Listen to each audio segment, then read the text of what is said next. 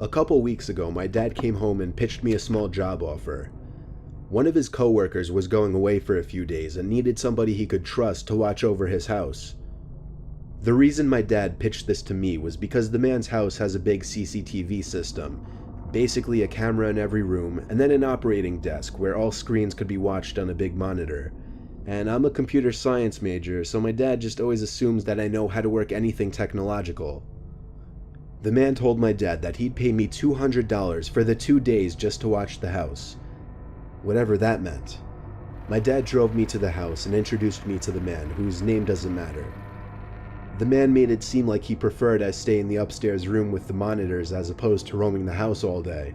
That was fine with me though. So when I wasn't eating, I was mostly just sitting in that room with the TV on in the background and doing schoolwork on my laptop. Ironically, the thing I was doing the least was keeping an eye on the monitors. Night came. I started wondering where in the house I should sleep, since surprisingly, we hadn't discussed that. So I sat back down at the desk and looked at all the different rooms on the screens to see which rooms had beds or couches. I noticed something I wasn't expecting to notice though.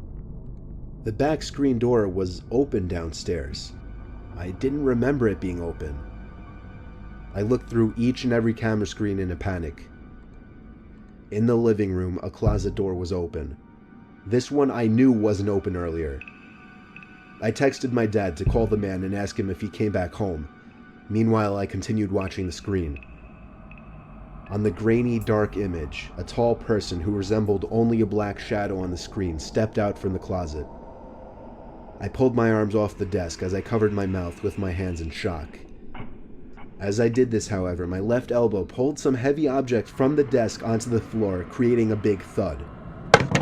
The person in the image very clearly moved their head up to the ceiling as a response to the noise. They went for the stairs, walking up very, very slowly, step by step.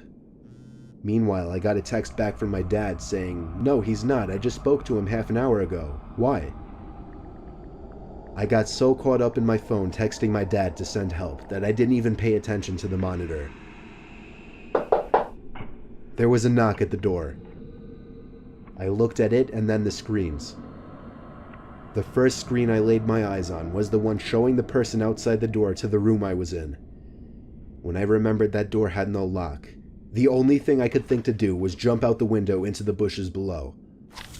I ran halfway down the block and then stopped when my dad called me. I had him call his friend and ask him if he was expecting somebody in the house. The man said he had no relatives or friends who had his key or would ever let themselves into his home. So he called the cops and had them review the footage. I got to watch all of it, and it showed everything. From the moment the intruder broke the glass to the backyard door, to the moment I jumped out the window and him running away shortly after. The intruder was never found. The footage was just too dark to identify his face.